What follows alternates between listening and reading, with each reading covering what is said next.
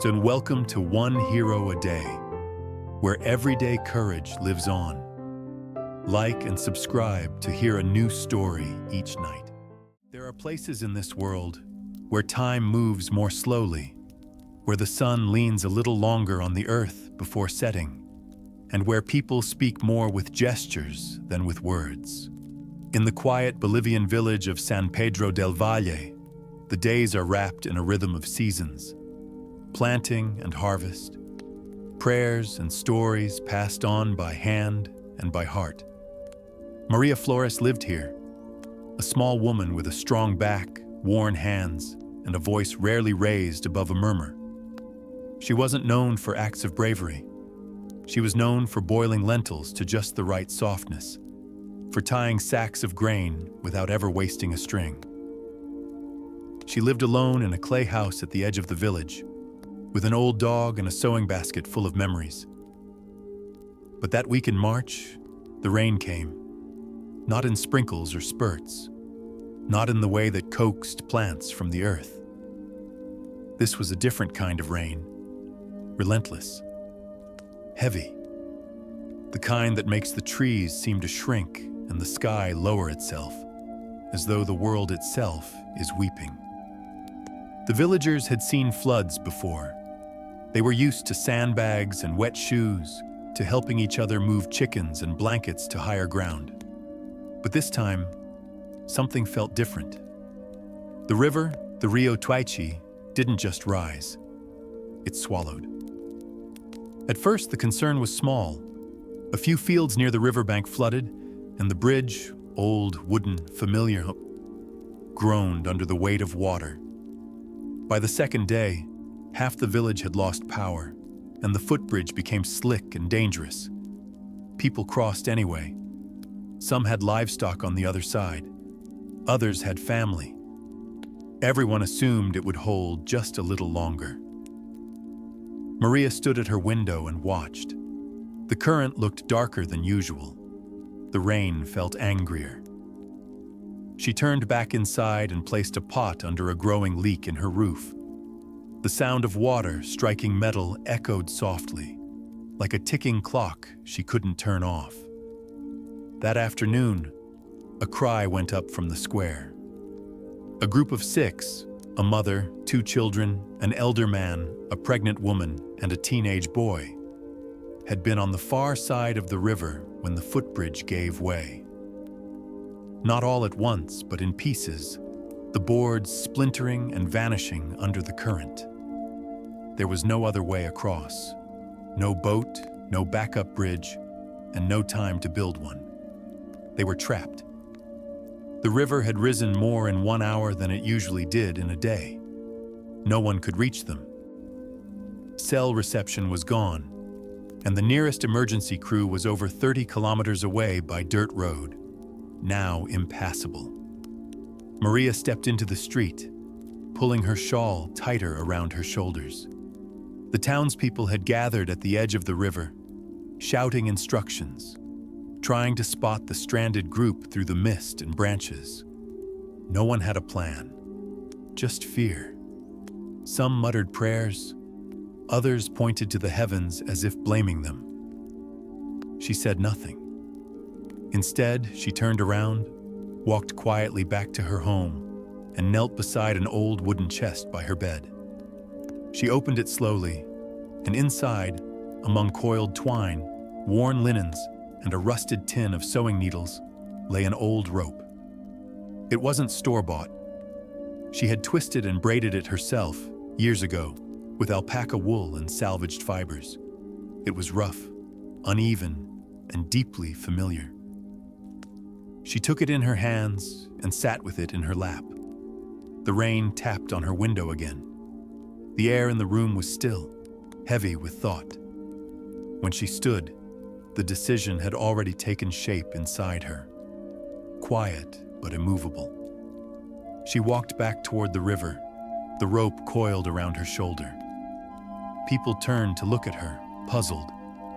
A few eyebrows lifted. Some laughed quietly, as though she were bringing a toy to a storm. No one stopped her. She reached the bank, eyes focused on the far side. The 6 people, clinging to a large tree that had not yet been uprooted, were visible now through the curtain of rain. The river roared. Maria tied one end of the rope around her waist. She looked for a thick tree near the edge of the water and looped the other end around it twice, knotting it tight with hands that had sewn hundreds of bags and baskets. She didn't wear a life jacket. She didn't even ask for one. No one had one to give. She took off her shoes and stepped, without ceremony or announcement, into the current. The water was cold, biting. It reached her calves, then her thighs, then her waist within 3 steps. Each movement felt like a battle, not against just the river, but against the disbelief behind her. Someone called after her, a warning, a plea, but her focus didn't waver. Her breath slowed. She didn't fight the current.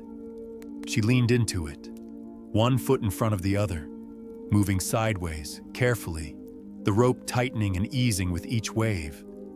And as the river swallowed her knees, her hips, her breath, the village fell silent behind her. The water pressed in like a living thing. Not a solid wall, but a shifting force that wrapped around Maria's legs and pulled with every heartbeat. She didn't resist it head on. Instead, she moved as if she were stepping through fog, letting her weight settle before lifting her foot again. The rope around her waist tugged like a memory, rough, comforting, necessary.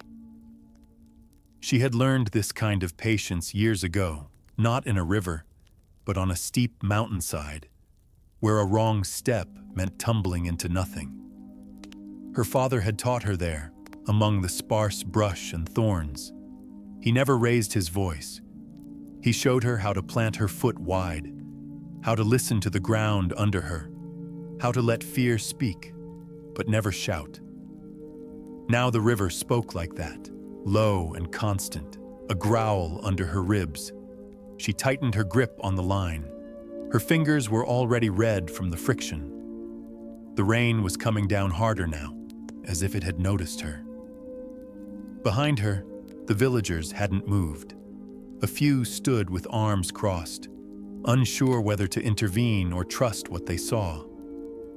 One of the older women, Elena, whispered something to the man beside her, shaking her head. Maria couldn't hear them, but she could feel the weight of their doubt like stones in her pockets. Halfway across, she paused. She wasn't out of breath, but the current was stronger here. The river funneled between 2 submerged boulders, creating an invisible speed that pushed sideways. She felt her feet slide just a little. For one sharp second, her stomach rose and her knees bent to catch herself. The rope went taut, holding her there. She let out a breath. Then she kept going. The far bank didn't seem closer, but she began to make out faces. The children were huddled together, a girl of about 7 with soaked braids, and a boy a little older gripping a piece of driftwood like it might anchor him. The pregnant woman stood slightly apart, her hands on her belly as though protecting what couldn't yet be seen. The elderly man sat on a branch, his feet dangling in the water. One of them, the teenage boy, noticed her first. His face changed. He shouted something to the others, and they turned. She nodded once at them, not smiling, not speaking, just there. The last few steps were the hardest. The current didn't want her to win. It pulled sideways, then down, spinning sticks and clumps of earth around her feet. She stumbled once, nearly falling, and one knee scraped against a hidden stone. But then the tree was in reach. She grabbed one of its lower branches and pulled herself in. For a moment, no one moved. The boy was the first to speak, but Maria held up a hand. She turned to check the rope. It had stretched, but it held. She took a length of it, tested the tension and knelt beside the boy. Without asking his name, she tied the line around his waist, 2 knots, quick and sure. Her fingers moved with the confidence of years, not the anxiety of the moment. Then she pointed to the other bank. He nodded, breath shaky. She didn't lead him with words. She stepped in front of him and moved slowly, reaching back every few seconds to check that he was still there. The river pulled at both of them. The boy stumbled more than she had, but he followed. At one point, a swirl of water knocked him sideways, and he cried out, a small, high sound. Maria turned, crouched low, and wrapped one arm around his shoulders. She let him lean against her for a few breaths. Then, step by step, she helped him forward. When they reached the village side, hands pulled the boy to safety. He collapsed into the arms of his mother, who had been waiting at the edge. She sobbed quietly, rocking him, but said nothing to Maria. Maria didn't expect thanks. She turned back. The rope sagged now, waterlogged and heavy. She took a few moments to coil what she could and retied the knots at her waist. Then she stepped into the current again. No one called her back this time. No one laughed. The second crossing took longer. Her legs ached from the cold, and her scraped knee stung where the muddy water pressed into the cut. But she didn't stop. The next to come was the little girl, smaller, lighter, but wide-eyed and trembling. Maria picked her up. The weight was manageable, but it changed her balance. She moved more slowly, each foot a deliberate press into the earth, feeling for dips and slippery stones. The girl clung to her without speaking. Halfway across, thunder rumbled in the distance. The sky flickered once with pale lightning, but the storm seemed to be shifting east. When they made it to the shore, the girl was handed off just like the boy had been. Again, there were no words. Maria didn't look for them. She turned, breath steady, and crossed again. 3 trips now. Her arms ached. Her back had begun to tighten. Her hands, wet and rubbed raw from the rope, stung at every movement. Still, she walked. The teenage boy met her at the other bank, ready before she even nodded. He tied the rope himself, though she checked the knots. On the return, the current had grown stronger. They both staggered more. Maria nearly fell once, and the boy grabbed her shoulder to keep her upright. The move wasn't fast, but it was enough. She turned her head and looked at him. He was scared, but he wasn't frozen. She nodded just slightly, and they kept going. When they emerged again on the village side, there were no cheers, just silence. The kind of silence people hold when they realize they're witnessing something too real to name. The teenage boy stood, soaked and shaking. He looked at Maria, and this time he did speak. "Gracias," he said, almost inaudibly. She only nodded. Then she looked back at the water. 3 still remained, and the rope was beginning to fray. The rope hung heavy in Maria's hands, each fiber soaked through, dragging behind her like an old wound. She studied it carefully, fingers tracing places where the twist had loosened, where strands had split like spider webs. It wasn't broken, not yet, but she knew how long things lasted in this world. A frayed thread didn't wait politely before snapping. It chose its moment. She tied it again around her waist, tighter this time, and took one long breath before stepping back into the river. The 4th trip began with silence, not just around her, but within. Her breath no longer raced. Her heart, while pounding, didn't feel panicked. She had entered that strange calm where the mind shifts into rhythm, into ritual. The river was no longer a threat. It was something to be understood, walked through like memory. On the other side, the pregnant woman stood next in line. Her hands pressed against her lower back, her mouth tight with effort. Maria had seen that posture before, in her sister years ago, in the final month of carrying. It wasn't just the belly that made movement difficult. It was the fear, the quiet, unspoken calculation of what might happen if the ground gave way, or if the next step was the wrong one. Maria knelt down to meet her eyes. "Slow," she said gently, her voice nearly lost in the rain. "Stay behind me. Hold the line." The woman nodded. Maria helped her tie the rope, gently, low around her hips. Then, with one last check of the knots, they turned to the water. It was higher now. Not much, but enough that it reached Maria's ribs in the deepest part. Each crossing brought her deeper into fatigue, but her mind kept working. She counted steps. She remembered where she had slipped before. She moved diagonally, using the rope not as a leash but a guide, something that connected her to the land she'd already crossed and the one she still believed in. Behind her, the pregnant woman followed, slow but steady. Halfway across, a surge pushed Maria sideways. She bent low, instinctively, grounding herself in the riverbed with both feet. The woman slipped, but Maria didn't look back. She simply held her ground and let the rope do its work. A few seconds later, she felt the line tighten, then release. She turned her head. The woman was upright again, one hand gripping the rope, the other on her belly. She gave a single nod. Maria continued. They made it to the shore with aching slowness. By the time the woman stepped onto dry land, her face was pale, her breath ragged, but her hands remained steady. She was helped into a nearby home. Someone wrapped her in a wool blanket. A neighbor knelt by her side and offered a thermos of warm tea. Maria didn't follow. She sat on a nearby rock, elbows on her knees, staring at the river. Her eyes weren't vacant. They were measuring. 2 left.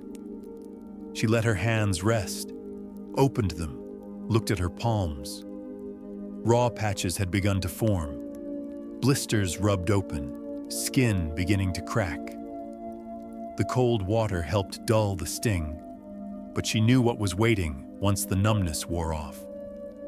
Still holding the rope, she stood. The walk back into the current was slower now. Not because she feared it, but because her legs resisted. Her muscles were tightening, stiffening with effort and chill. Her knee, the one she'd scraped earlier, throbbed with each step. But forward she went. The 5th rescue was the little girl's mother, a woman who hadn't spoken once since the bridge collapsed. She held herself tightly, arms across her chest, as though she might vanish without them. Maria approached quietly. No rush. She didn't speak, just gestured to the rope. The woman's hands trembled as she tied the knot. They began. It was slower still. The current dragged at their knees, their hips. A tree branch floated past them, spinning lazily. Somewhere upriver, something heavy thudded. A piece of debris, maybe part of someone's fence or a chicken coop. It reminded Maria how quickly water turns from life to threat. As they reached the middle, the woman slipped. Hard. She fell forward, her head dipping below the surface. Maria reacted instantly. She turned, grabbed the rope with both hands and leaned backward. The woman bobbed back up, gasping, coughing water. Maria reached forward and held her by the arm, guiding her upright. She didn't speak, just steadied her, pressed her hand to her shoulder, and looked her in the eyes. "You're not alone," her eyes seemed to say. "We're going together." The rest of the crossing took time, but no more falls. On the shore, when they reached it, the woman turned and clutched Maria tightly, face buried against her shoulder. It was the first touch that came from the other side. The first thank you not spoken, but felt. Maria stood still, letting the embrace pass like the river around her legs. Then she untied the rope, unwrapped it from her waist. One left. But as she turned to face the river again, something in the line caught her attention. A single sound. A soft, wet snap. She looked down. A small piece of the rope, about 6 inches near the middle, had begun to unwind, one twisted strand pulling free like hair unraveling in the wind. Her heart beat louder than the river. She walked away from the crowd, just a few steps, where she could see the rope clearly in the gray light. It wasn't broken. Not yet. But it was closer than before. She could feel her pulse in her fingers. She sat on her heels, hands working slowly, fingers numb. She retwisted the damaged section, rewrapped the weak spot with a thinner line she had kept tied at her waist, a piece of cord once used to fasten sacks. It wasn't ideal, but it was what she had. What she always had. Not the right thing, but something close enough if treated with care. Her father's words came back to her then, as clearly as if he stood behind her. "It's not the strength of the rope that saves you," he'd told her once. "It's how well you know its limits." She nodded to herself. One more. She rose to her feet again and walked toward the river with what strength she had left. The old man sat beneath the tree like part of the landscape, unmoving, soaked through, his hands resting calmly on his knees. His face was marked with the slow stillness of age, but his eyes remained sharp. They followed Maria as she stepped from the current, knees aching, rope dragging behind her like the breath between 2 long sentences. She knelt before him, not out of deference, but to meet his eyes. For a moment, they didn't speak. They didn't have to. There was a quiet between them, an understanding. "I'm not fast," he said softly. "I don't need fast," she replied. He nodded. Maria inspected the rope, the patched section held for now, but it wasn't something she could pretend about. Her fingers traced it again, tight, damp, reluctant. It would hold, or it wouldn't. But hesitation would do worse. She began tying it around his waist. The old man lifted his arms without resistance. "You've done more than enough, Nina," he murmured. "No one would blame you if you rested." Her hands kept moving. "And yet here I am." He smiled, not in amusement, but in that soft way elders sometimes do, when they see something in another that reminds them of their own long-forgotten defiance. She double-knotted the rope, gave it a last pull, then stood. Her hands trembled faintly, not from fear, but from cold and overuse. Her body was beginning to speak in the language of resistance. Subtle stiffness, slow reactions, a dull ringing in her ears. But her mind remained clear. The old man stood, slowly. His back was slightly hunched, and he moved with care. Maria offered her arm. He took it. They stepped into the river together. This time, Maria walked even slower than before. She was no longer crossing for just survival. She was walking the boundary between collapse and purpose. One mistake, one misstep, and the old man might fall, and the rope might finally give. But there was something in her steadiness now. It was not bravado. It was not pride. It was precision. The slow, sacred kind that comes when exhaustion strips away every layer but the will to keep moving. The current met them with force, not angry, just consistent. The sky had softened into that quiet gray that follows long storms. No lightning now, no thunder. Just the hush of rain and the slosh of river against the body. She placed each foot like a prayer. He followed. At one point, midway through the deepest stretch, his foot slipped on a hidden rock. He jolted, sudden, stiff, and Maria turned quickly, catching his arm just in time. The rope pulled tight, creaking slightly, and the patched section gave a soft sound like fabric strained past comfort. They paused. He looked down at the water, then at her. "I'm fine," he said, more for her than for himself. She gave him a quiet look. "No need to rush," he nodded, adjusting his footing. "One more step." They moved again. When they reached the shallows, just steps from the shore, something unexpected happened. The old man stopped. Maria turned, unsure. "I want to say something," he said, his voice raspy but steady. "Not just to you, to them." Behind her, the villagers were silent, some still, some seated, all eyes on them. He raised one hand. Maria let go of his other and gave him space. "You saw her walk 6 times into the river," he said, voice not loud, but carried. "You saw her tie a line, alone, and go where no one else dared. Not with orders, but with heart." He paused, breath catching. No life jacket, no crowd behind her. Just this rope, he lifted it slightly. And belief. No one spoke. "Let it be remembered," he said. "Not just what she did, but how she did it." Maria stood still, not embarrassed, not proud, just present. He stepped forward again, out of the water and into the hands of his community. They took him gently, wrapped him in a woven shawl, and led him toward a bench beneath the shelter. The rope uncoiled behind Maria like a path already walked.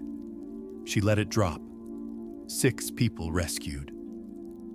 With nothing but a homemade rope and a memory of how to listen, not to the water, but to the part of herself that still believed there was always something one could do. She looked at her hands. The skin was broken now in places. Small splits at the joints, red marks where rope had bitten down. She would feel it for days, maybe longer. But the ache was clean. It belonged to something whole. Maria turned toward the river once more, not to cross it again, but to see it. How wide it really was. How long it had taken her. How silently it had tested her with every step. The rain had stopped. Behind her, someone brought a blanket. Someone else brought bread. Another offered a mug of tea, and she took it without words, holding it between her torn palms like a gift. The river moved on, unaware of the story it had just cradled. And Maria sat, not as a hero, not as a legend, but as a woman who had done what she could when it mattered most. The sun hadn't come out, not fully, but something in the light had changed. The rain no longer fell in steady sheets, only in light drizzles, barely more than mist. The air had warmed by a degree or two, not enough to notice with skin, but enough that breath no longer looked like smoke. Maria remained where she sat, on a low stone near the river's edge, the thick wool blanket now wrapped over her shoulders. Beneath her fingers, the ceramic cup still held a little heat. Tea long gone, but the comfort lingered. Around her, the village exhaled.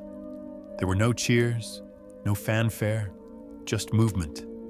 Quiet, reverent, like the hush after a storm, when everything that matters is still standing. 6 people lived who might not have. That reality hadn't sunk in for most. Not yet. There would be time for that. Time for remembering how her arms had trembled and how the rope had held.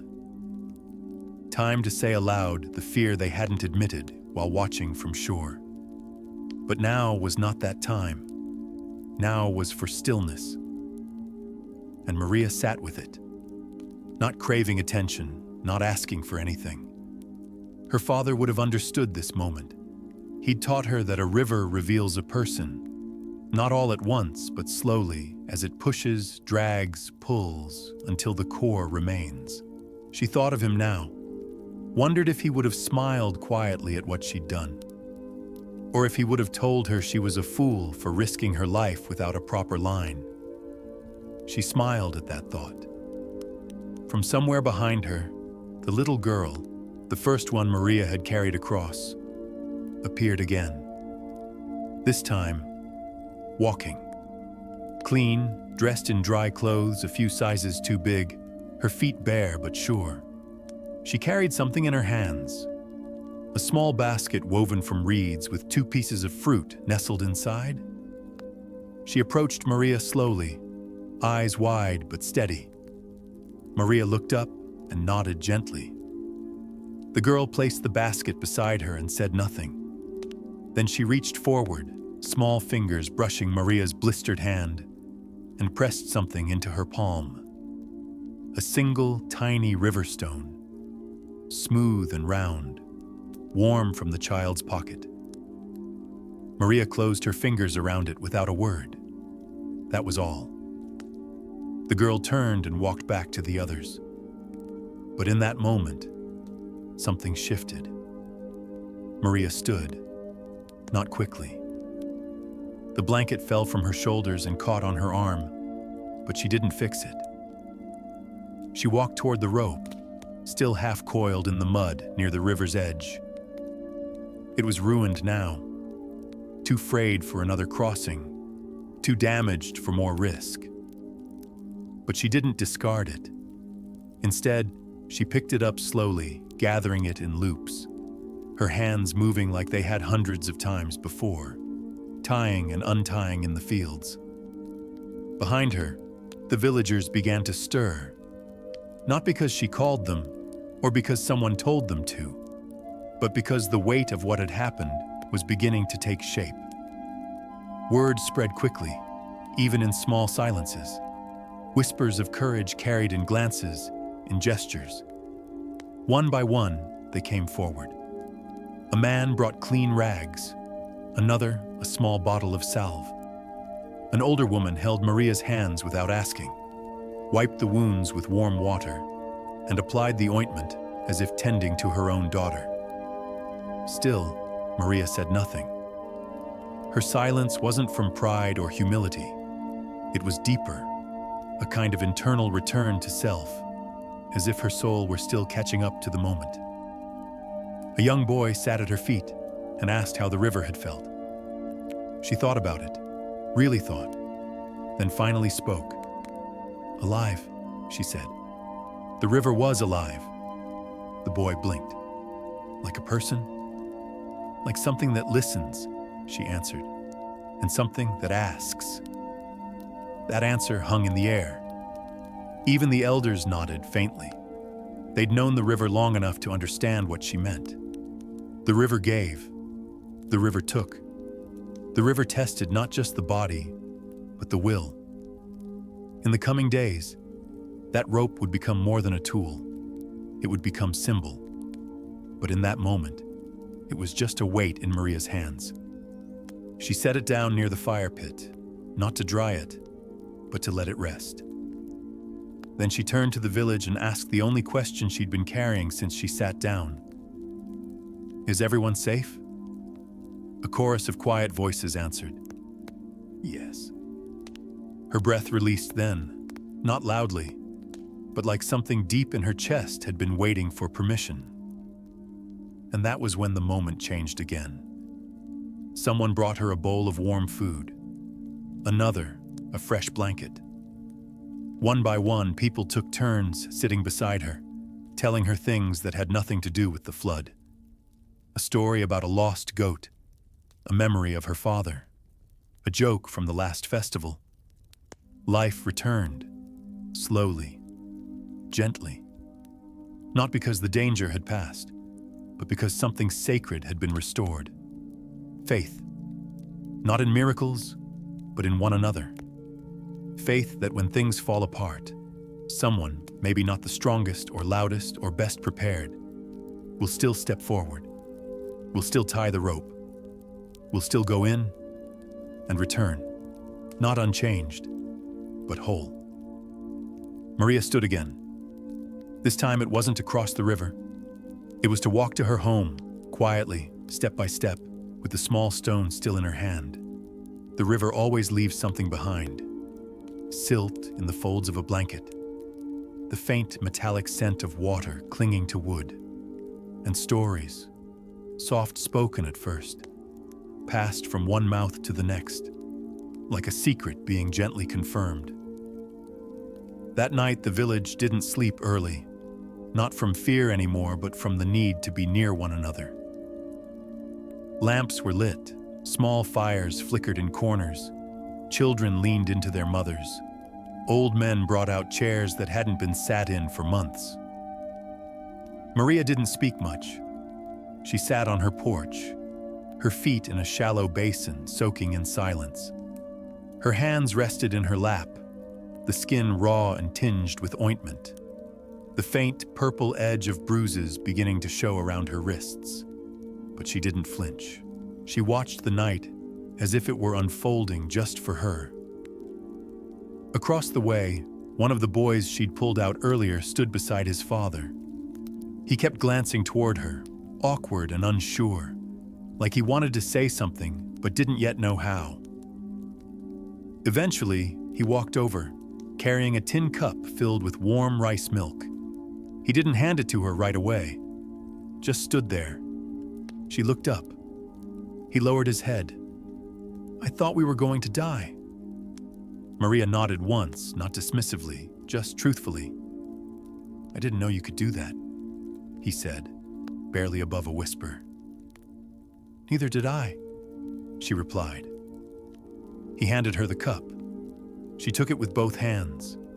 They sat in silence a while, side by side, watching the shadows lengthen and the rain finally stop for good. As the night deepened, stories began to shape themselves more clearly. They didn't spread in bold declarations, but in soft recollections. "She didn't even tie the rope to anything," someone said, amazed. "She just walked," someone else added. "She crossed 6 times. Some villagers repeated the count over and over, as if trying to reconcile it with what they believed to be possible. 6 crossings. With that rope. Without help. Without a jacket. Without panic. A few spoke of the first moment she stepped into the river, that pause she took, breath held. Others recalled the way she had spoken to the children. Not loudly, not with fear, just directly. Somewhere near the edge of the square, an old woman sat weaving by lantern light. She was shaping thread into patterns that mirrored waves and knots. She had watched Maria cross that river, and now her hands moved with a new rhythm. Her design carried the memory. Maria's cousin, who had come running back to the village once the rain slowed, couldn't stop staring at her. He'd grown up with her, played in the same fields, and yet today he had seen something in her he'd never understood. Courage that didn't shout. It moved quiet and steady, like roots beneath stone. He finally came over. "You should have waited for help," he said, not unkindly. She smiled faintly. "There wasn't time." He rubbed the back of his neck.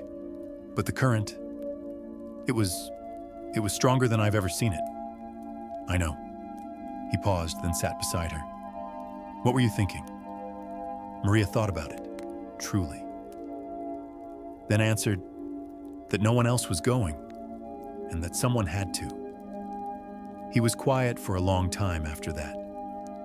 Much later, as the stars pushed through the fading clouds, the mayor of the village, an older man who rarely stepped into matters outside bureaucracy, came to stand in front of Maria's home.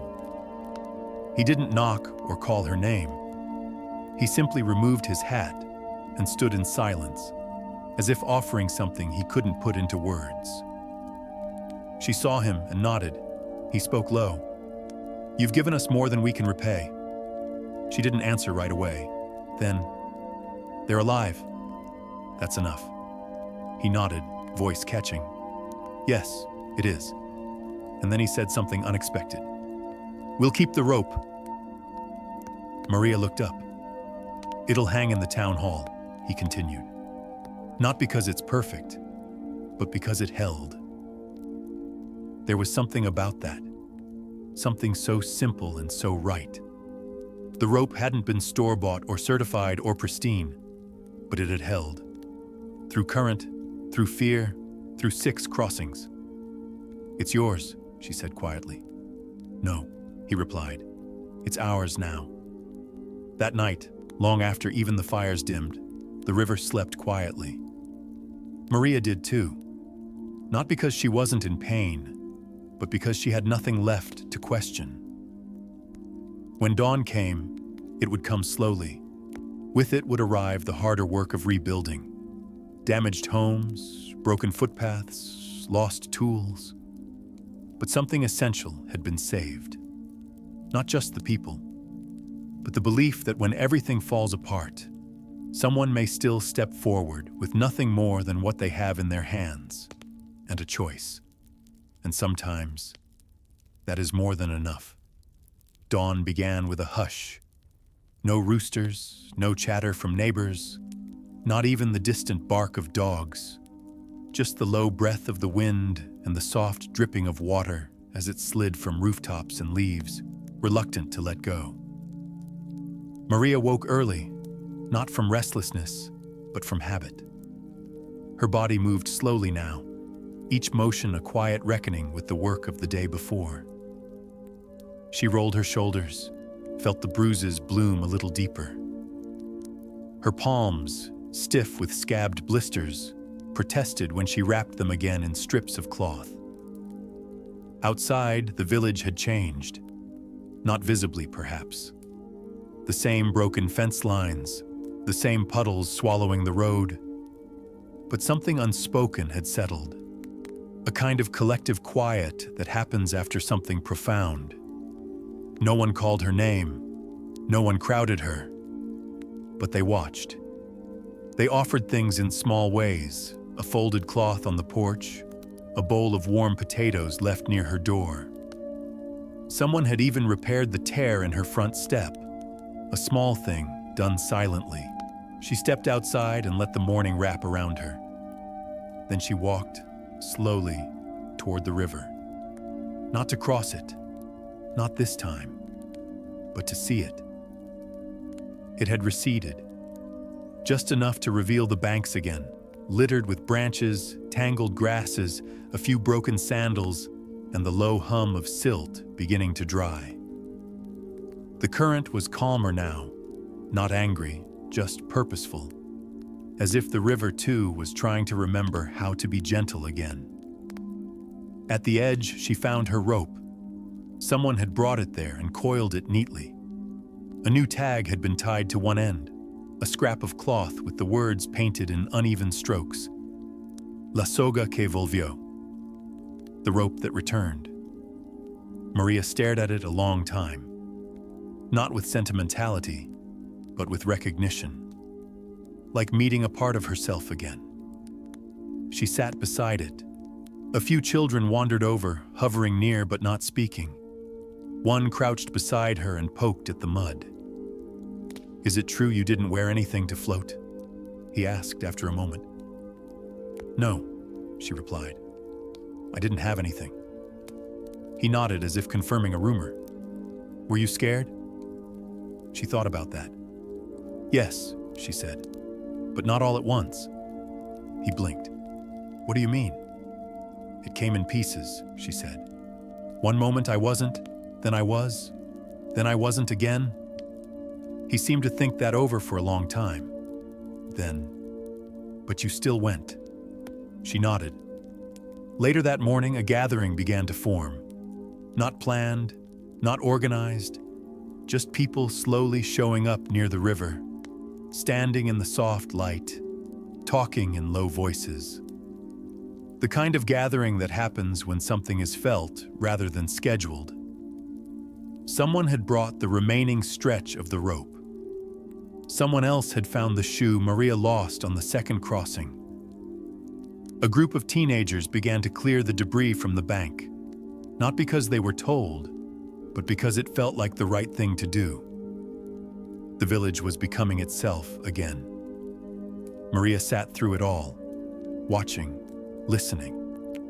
She could feel the weight of the previous day, not just in her muscles, but in the glances people gave her. It wasn't hero worship. It wasn't awe. It was something deeper.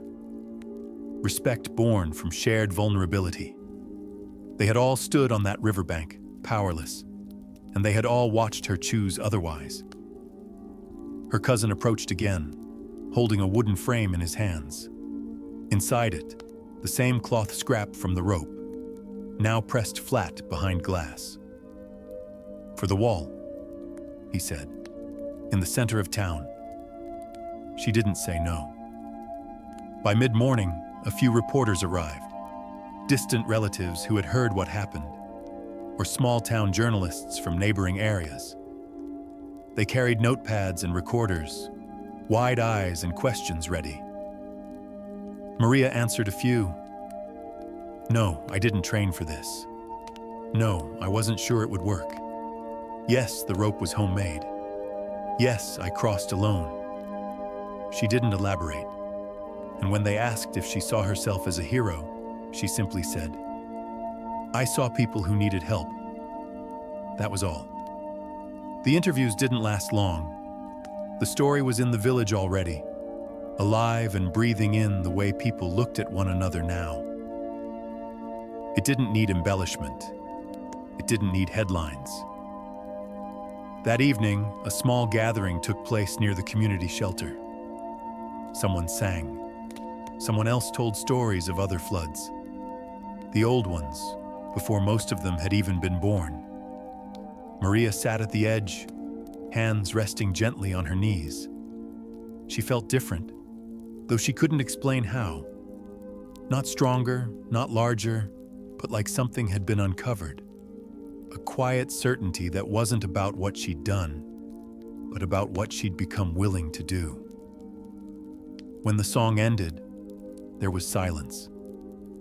Then the girl, the one Maria had carried first, stood up and walked to the center of the group. She didn't speak loudly, but her voice was clear. "She saved me," the girl said. "But I think maybe she saved all of us too." The silence that followed wasn't heavy. It was whole. Maria didn't cry, but she closed her eyes for a long moment. And when she opened them again, the world looked different. Not softer, not easier, just more possible. It began with a question, not from a reporter or an elder or even a friend, but from a boy no older than 10. His shirt too big, one sandal missing, his voice barely louder than the crickets as dusk came again. He stood outside Maria's gate, holding a stick he'd carved into the shape of a paddle. "Can you teach me to make a rope like yours?" She looked at him for a long time before answering. "Yes," she said softly, "but you have to be patient." And just like that, something began. The next morning, there were 3 children waiting. By the end of the week, there were 12. They didn't ask for stories about the rescue. They didn't beg her to tell how she had done it. What they wanted was to understand what her hands had done before the river called. To learn the shape of resilience through knots and twine, to make something that could hold. Maria wasn't a teacher by trade, but she understood rhythm. She knew the patterns, and more than anything, she knew how to pass them on. Not with commands, but with presence. She showed them how to pick the fibers, how to soak them in water, how to braid 3 strands at once without pulling too hard. Her voice was soft, her corrections gentle. Her hands moved with slow confidence, guiding theirs until the movements became their own. Soon, they were weaving lengths of rope across benches, between trees, under porch beams, not for rescue, Not for show, but for learning, for becoming strong with time. The other villagers watched with a kind of quiet pride. They didn't interrupt. They brought food, extra twine, even buckets of water for soaking fibers. No one called it a school, no one called Maria a leader. But they came. They came because something was different now. She had crossed the river, but even more, she had returned. And in that return was a permission that spread through the village like warmth in winter. If she could face the current, if she could enter the fear and emerge not louder, but truer, then maybe they could begin again too. One morning, an older man approached the group. His knees were stiff, his eyes clouded from years of working in the sun, but his hands were still steady. He asked to sit with them. He hadn't braided rope in 30 years, he said. Maria sonrió. Then it's time. And so he sat, and the children listened to him as he talked. Not about floods, but about seasons, about planting cycles, about the old dances performed before the rains. He told stories as his fingers worked, tying past to present strand by strand. Maria didn't lead these moments. She let them happen. She understood now that bravery wasn't always loud, that sometimes it was a quiet gathering of hands doing small things that mattered. One afternoon, the mayor returned. This time, he wasn't alone. He brought visitors, leaders from other villages, drawn by word of mouth. They didn't arrive with fanfare. They came to sit, to listen, to learn how a place could remember itself after fear. Maria welcomed them with tea. She didn't tell them what to do. She showed them what had been done. When one of them asked, "What made you step into the river?" she simply replied, "No one else was stepping. And the rope was already in my hands." That line would be remembered, not for its poetry, but for its truth. A week later, another flood struck a nearby village. Smaller, less destructive, but dangerous nonetheless. This time, a young woman had made her own rope. This time, the village already knew what to do. Maria heard about it through a passing trader. The girl who had crossed the water said she had learned from someone in a village where courage was made of twine and silence. Maria smiled, then went back to her work. The children were waiting. There was more to teach. She showed them how to bind the ends with tight knots so they wouldn't fray. She taught them the strength of braiding damp instead of dry. And she told them as they worked. A rope doesn't save anyone on its own. It's the hands that hold it, the choice to keep pulling. The words weren't rehearsed. They were lived. That evening, she sat with her cousin on the same bench where they had first spoken after the rescue. The light was softer now, the air washed clean from recent rain. "You're different," he said, not accusing, just observing. "So are you," she replied. He nodded. "I don't think I would have gone in, Maria." "I know," she said, "but I also know you would have found another way to help." He looked at her. "That's what we're all trying to figure out now, isn't it?" She didn't answer. The wind did, rustling the drying ropes hanging from porch beams, humming gently through fibers that had once been grass and effort, now shaped by hands that had learned to believe in their own quiet strength. There's something about shared memory that lingers in the soil, in the cracks of a stone wall, in the curve of a pathway worn down by barefoot feet. In Maria's village, it lingered like smoke, no longer choking, but still scented in the air. A month had passed since the flood. The earth had dried. The river had softened. Yet the echo of that day remained in everything. Maria still walked the same route each morning, from her home to the small stretch of open land near the old granary, where the children now waited with their half-finished ropes and questions that had nothing to do with knots. Do you think the river remembers us? Why did the flood stop when it did? What if we're not brave next time? She didn't answer all of them. Some questions weren't meant for answers. They were meant to be asked aloud, so they wouldn't become burdens in the chest. The ropes they made grew longer, more even. Some children had begun to experiment, adding beads to the ends, dyeing the fibers with boiled bark to make them red or green. Their creations weren't for survival anymore. They were for expression. One afternoon, a boy named Javier, barely 12 with sharp eyes and a deep silence, brought Maria a different kind of rope. It was thinner, delicate, woven like lace but still strong. "I made this for climbing trees," he said. She took it in her hands, examined the tension. "It'll hold." He smiled, shy and proud all at once. And then, with a pause, he added, "I used to dream of drowning." She looked at him gently. "Now I dream of pulling someone up." Maria reached out and placed the rope back into his hands. "Then keep dreaming." The changes weren't just among the children. The adults, too, had shifted.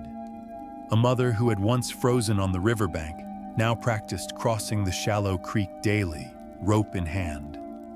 A father whose son had been rescued started building small rafts. Nothing fancy, but good enough to float, good enough to learn. Even the mayor had taken to visiting more often, not to oversee, but to listen. He stood at the edge of the gatherings with his hands behind his back, nodding occasionally, learning the names of the children one by one. He'd started calling Maria Señora Maria in public. It wasn't a title of formality. It was respect. One late afternoon, during a community meal, a group of villagers gathered around the old radio tower at the far end of the square. It had been years since it broadcast anything local, mostly static and the occasional weather report. But that day, a call had come through. A regional broadcast, a feature on the flood, and on Maria. Her name was said slowly, reverently, by a voice she didn't know. The announcer detailed what had happened in the flood, how 6 lives had been pulled from the river by a woman with no equipment, no life vest, just a homemade rope and a decision. The village listened in silence. When the voice on the radio asked, "What makes a person step forward when others stand still?" no one answered. They didn't need to. They already knew. Afterward, a few villagers tried to cheer, but Maria raised her hand gently. "It's not about me," she said. "It's about what we do next." That evening, by the fading light, she wrote her first letter in years. It was short, written on thick paper with uneven ink strokes. "To the village of Rio Blanco," it began. "I heard you faced the same flood we did. I hope your children are safe. If you'd like, I can send rope, or instructions, or come." She sent it with a traveling merchant. No guarantee it would arrive. But she sent it anyway. Because now she believed in reaching. She believed in offering, not only when water rises, but before. One day, as she was sorting new fibers, a girl asked, "Why do we keep making rope if there's no flood?" Maria set down the bundle she held and looked into the girl's eyes. "Because we don't wait for storms to prepare," she said. "We prepare to live better." The girl didn't fully understand, but she nodded. She would grow into the meaning. In time, they all would. As the weeks turned to months, the rhythms of the village returned. Planting, harvesting, school bells, church bells, birthdays. Life as it had always been. But with something underneath it now. A knowledge, a presence. Not that disaster wouldn't come again. It would in some form or another. But they were no longer strangers to response. They had a map now, a memory that didn't end in loss. Maria watched it unfold, not with ownership, but with gratitude. She never claimed the rope as legacy. She never framed the moment. She just kept braiding. She kept teaching. Because in her heart, the lesson wasn't about what she had done that day. It was about what could happen when ordinary people with ordinary tools choose to act. And in that choosing, again and again, becomes something more. Not heroes in name, but builders of resilience. And in the soft murmur of children tying their first knots, she heard it echo still. The rains came back quietly, not in torrents, not with thunder, just the steady pattering that reminded the village of rhythm, of cycles, of the sky's long memory. Fields turned soft underfoot again, puddles returned to corners of the road, and the river lifted inch by inch with no intention of roaring. Still, the village watched. Not with fear this time, with readiness. Maria walked the banks on her own each morning. Not to check for danger exactly, but to greet the water like an old neighbor. She'd learned something since the flood, that rivers are not enemies. They are just bodies of movement, and movement only becomes threat when we meet it unprepared. She paused where the bank was highest, where the water had nearly reached that day she'd crossed. The rope, the original one, still hung beneath the eave of her porch, not in glory, not framed, just hanging, gently drying again after the rain. It had become a symbol, but not an artifact. That morning, a delegation from Rio Blanco arrived. 3 elders, 1 school teacher, a young boy carrying a small, tattered notebook and a bag of dried fruit. They came not to interview or take photos. They came to braid. "We received your letter," one of the elders said, as Maria poured warm chicha into clay cups. "And the instructions, but we wanted to see your hands." She smiled. "Then come sit." That day, she taught them the basics, the choice of fiber, the dampening technique, the way to feel when a strand was too thin to hold. They learned slowly, but with care. The young boy, who introduced himself as Mateo, asked if she would write the steps down again. He didn't trust his memory. Maria nodded. But instead of writing herself, she invited him to do it. She spoke and he scribbled. Step 1, choose fiber that has known hardship. Step 2, never pull a knot tight too soon. The list became more than instructions. It became poetry in disguise. By dusk, the visitors from Rio Blanco had braided 5 full meters of usable rope. Not beautiful, not perfect, but sturdy, capable. And as they prepared to leave, they offered Maria a small gift, a woven sash, striped in blue and yellow. It bore the symbol of their town, stitched by a girl who had survived their flood. She made this after reading your letter aloud to the village, the teacher said. She said she didn't know what bravery looked like until someone described your hands. Maria accepted it without words, not because she didn't have any, but because some moments are already full. After they left, she stood on the edge of her porch and watched the road empty again. She thought of the first time she held her rope, how uncertain it felt in her hands, how much of herself she had poured into every braid without knowing if it would hold against the weight of other people's lives. And yet, it had. Now that same thread, the knowledge, the readiness, was traveling farther than she ever had. One night, weeks later, a letter arrived from the capital, an official one, stamped and signed, a recognition of valor, an invitation to speak at a civic gathering for emergency response and resilience. Maria read it 3 times. Then she folded it and placed it in a box under her bed. She would not be going, not because she was afraid, but because she knew her place. Her story had already moved. It was in the hands of children making rope, in neighboring villages braiding for preparedness, in quiet decisions to act when no one else would. She didn't need to retell it. She needed to keep living it. That evening, a storm rolled in. The wind wasn't harsh. The rain was steady. But the sky cracked open once, a long peal of thunder that sent chickens scattering and doors closing early. The river didn't rise sharply, but it rose. And just before dawn, Maria heard a soft knock on her door. It was Javier, the boy with the lace rope for tree climbing. "There's a family on the far edge," he said. "Their path's already flooding. They can't get out." She nodded once, stepped inside, grabbed her boots. He watched her prepare, quietly. But this time, when she reached for the rope, she didn't take the old one. She took a new braid, one made by the hands of 5 children last week, their first finished group effort.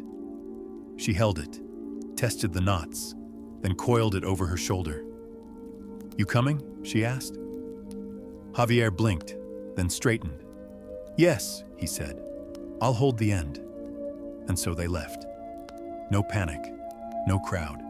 Just 2 figures moving through the gray light, guided by memory and muscle. Because this was not the same village anymore. And Maria was no longer the only one who knew how to cross. The flood that morning wasn't wide, but it was fast. It had spilled across a narrow stretch of low road that dipped near a forgotten bend in the river, where no bridges stood, where houses were built out of faith that the seasons would always follow the old rules. Maria and Javier reached it just after sunrise. The air smelled of wet leaves and cold mud. The trees stood still, their roots dark and heavy, their branches dripping with last night's rain. At the water's edge stood the family, 2 parents and their 3 small children, stranded on a patch of high ground, just wide enough for standing.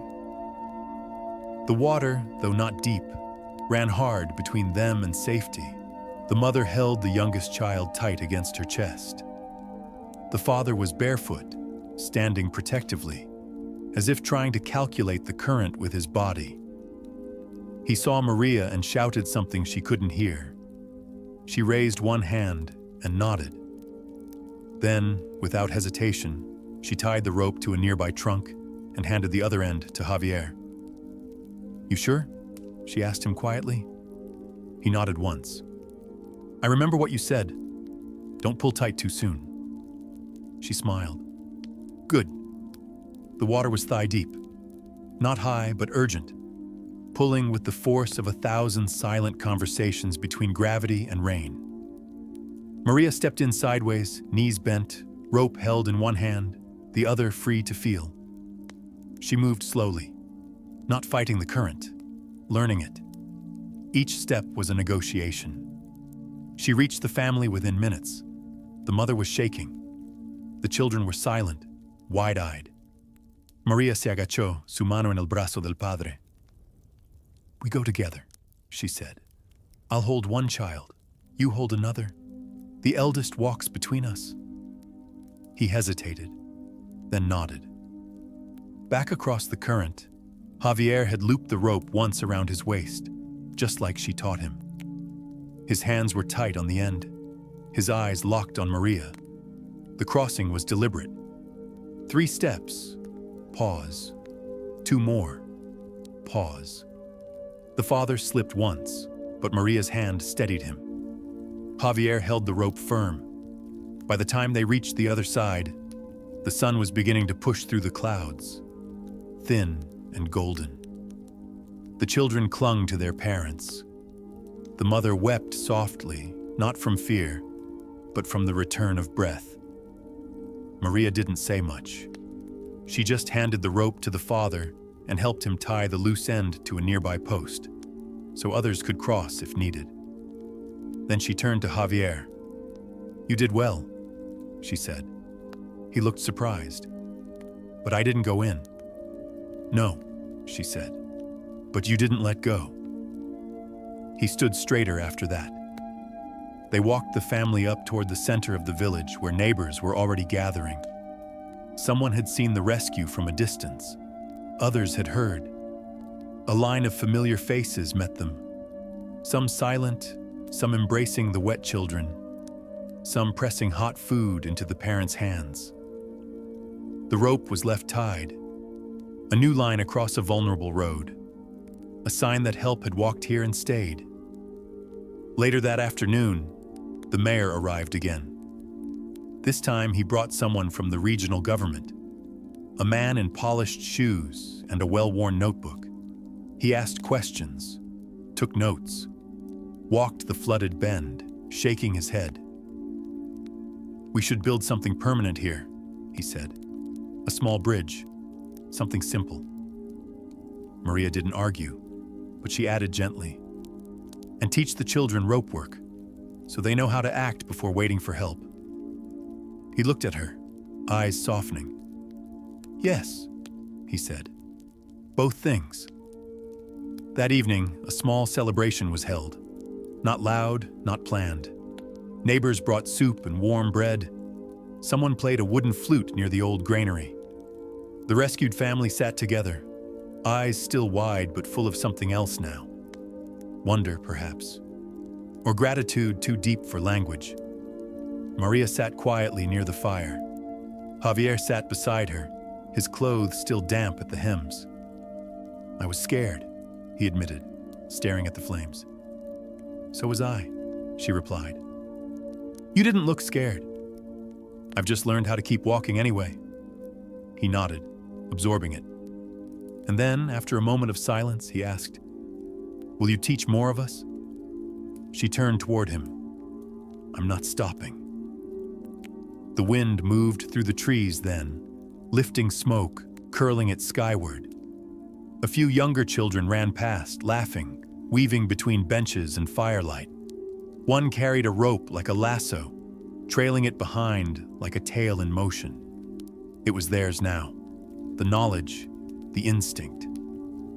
And Maria, she would stay near the edge of things, ready to step forward, ready to pull when needed. But mostly she would listen, to the river, to the children, to the growing quiet confidence in the hearts around her. Because true change didn't always come with floods. Sometimes it came in how people moved after the waters receded, how they braided readiness into the shape of daily life, and how one act, once doubted, became the thread others began to follow. The season turned with subtlety. No dramatic sky, no heavy winds, just the kind of gentle shift that only those attuned to the land could feel. The shadows changed shape.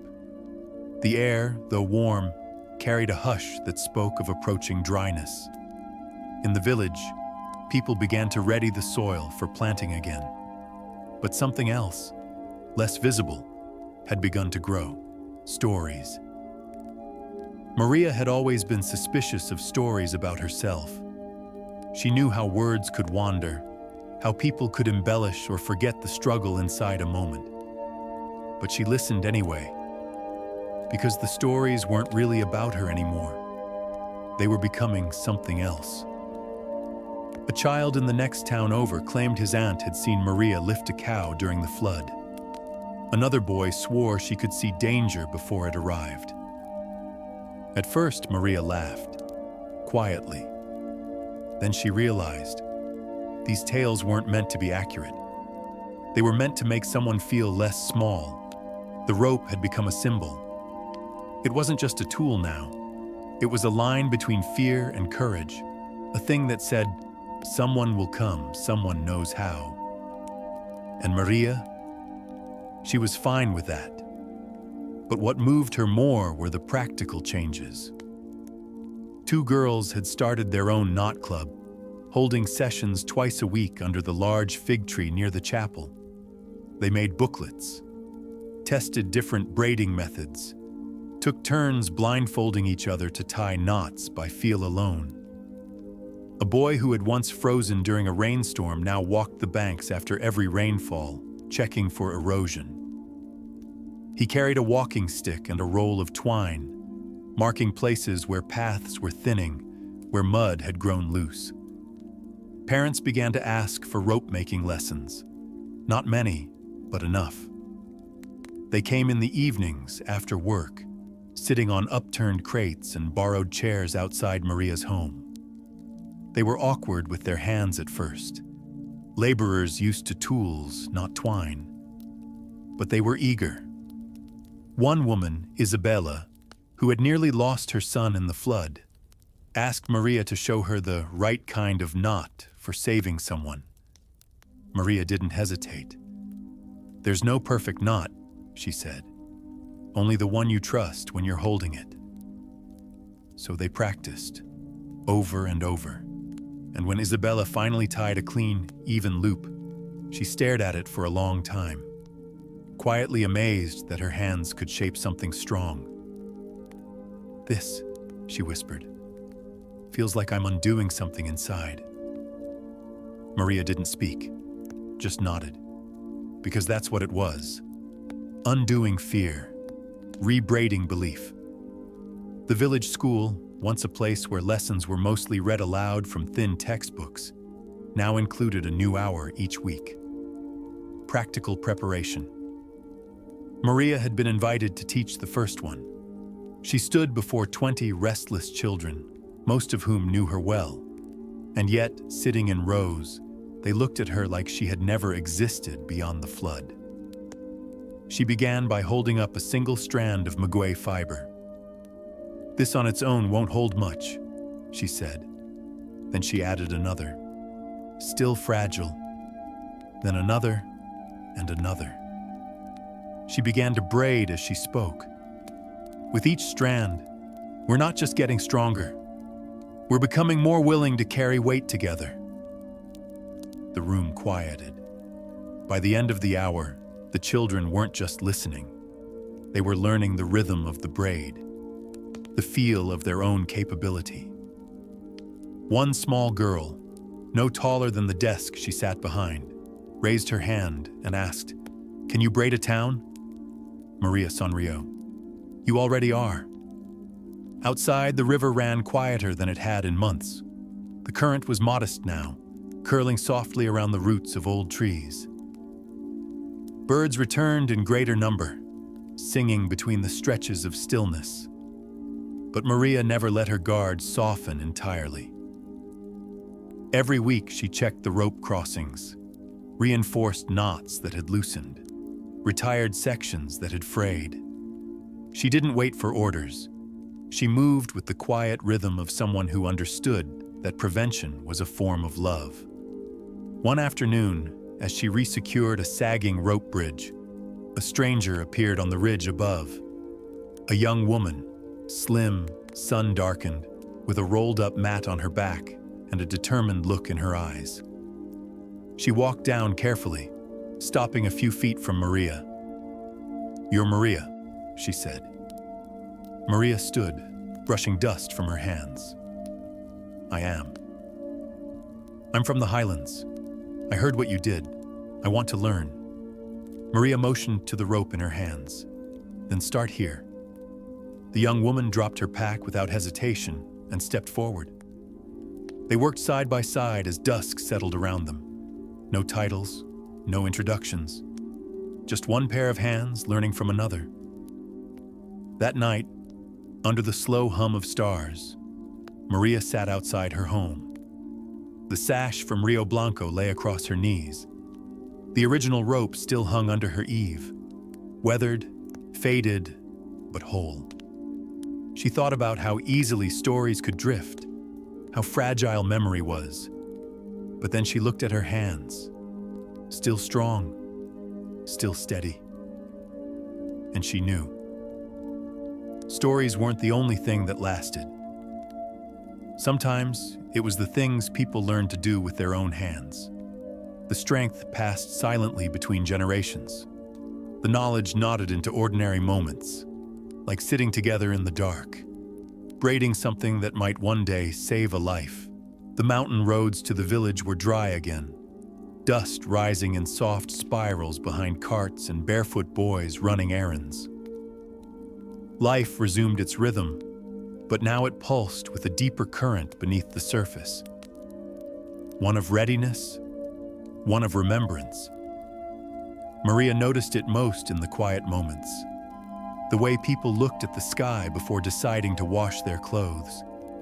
The way children paused at ditches and gauged their depth before jumping. Small things. Signs that fear had been transformed into awareness.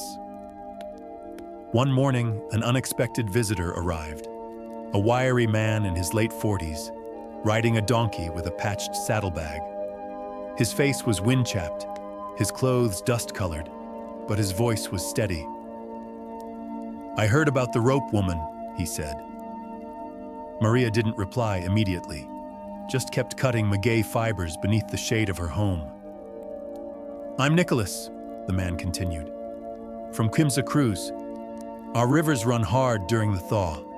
We've lost people. We need what you know." She looked up, studying him. He wasn't here for praise. He wasn't even curious. He was already halfway committed. That made all the difference. "Then sit," she said, moving a second stool closer. For the next 3 days, Nicholas worked alongside her. He spoke little, but each question he asked carried weight. "What's the best way to train someone not to panic? How do you measure if a rope's strong enough to carry a child? What happens if the current pulls harder than expected?" Maria didn't answer everything with words. Sometimes she showed him by letting him fail, by letting the twine snap under his hand so he would feel the moment of too much trust. He didn't flinch. Each night, he reviewed his knots by candlelight, murmuring the steps aloud. Maria would pass by and hear loop, pinch, anchor, breathe. The 4th morning, he left. But before he did, he said something that stayed with her. "We always waited for the government to send something, but no one's coming fast enough. We need to learn to pull each other out." She nodded, then watched him ride away. That evening, Maria walked down to the river. Not because it was rising, because it wasn't.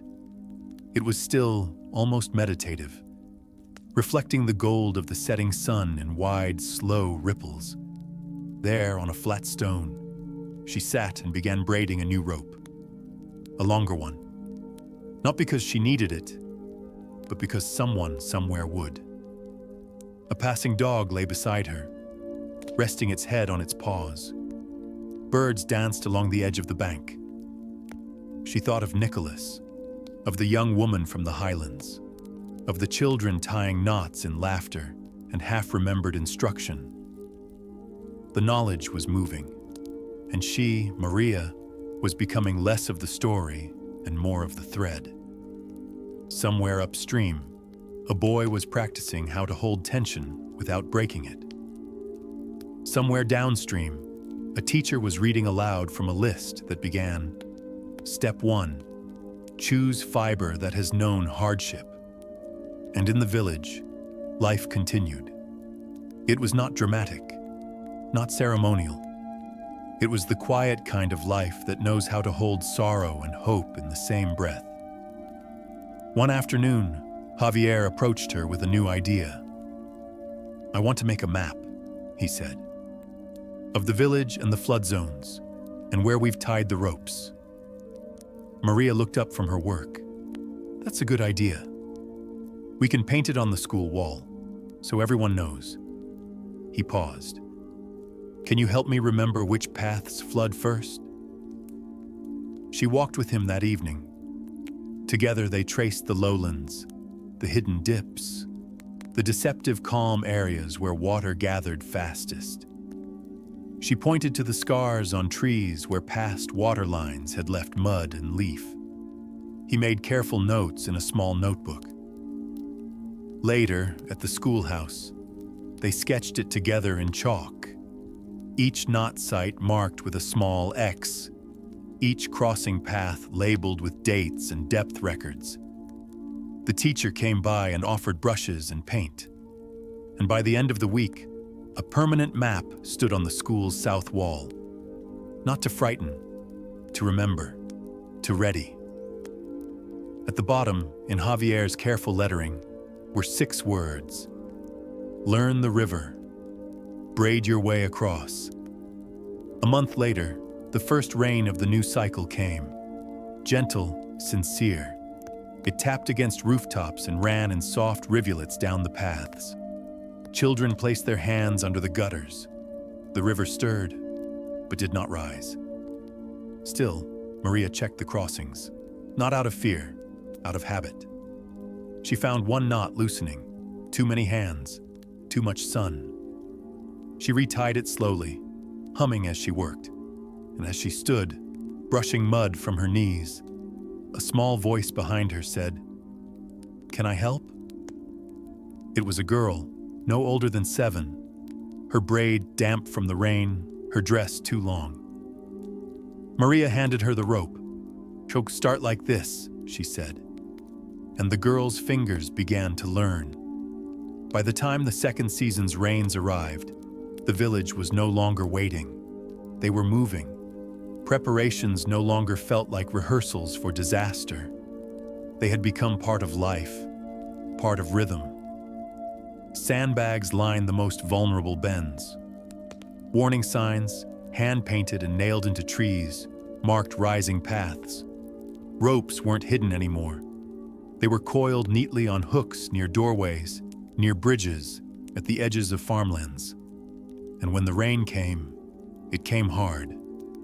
Not like the last time, sudden and violent, but steady, unrelenting. The river rose over 3 days. Maria stood beside it each morning, watching the color change from glassy brown to heavy silted gray. The current moved faster with each passing hour.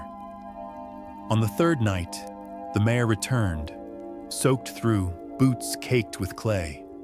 He came not to direct, but to ask. "What do you need?"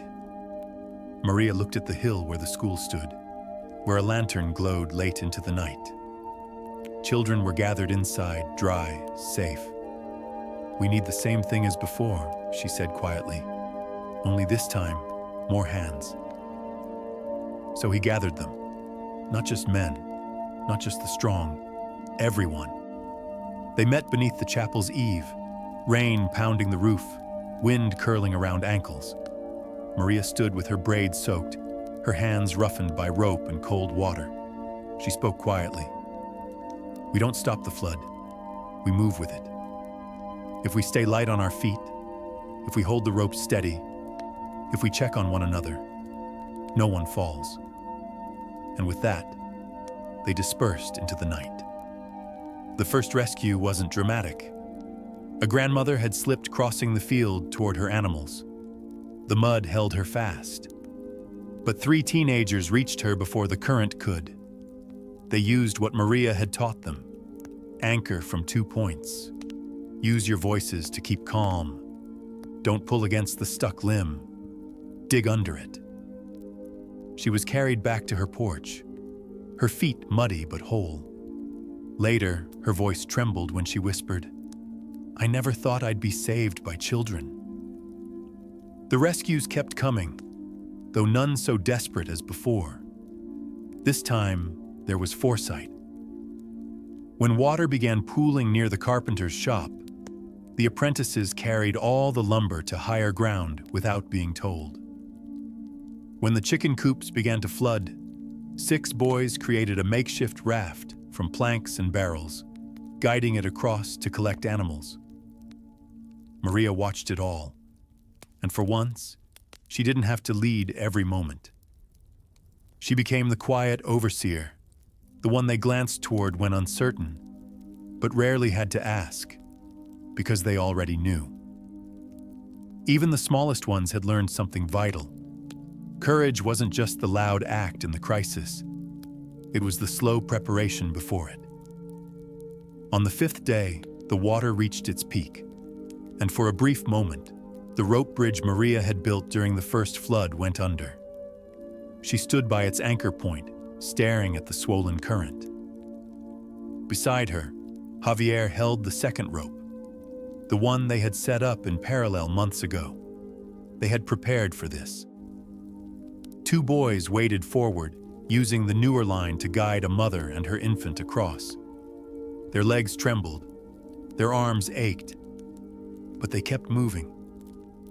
The mother didn't cry until her feet touched dry ground. Maria helped her sit beneath the granary. Javier offered water.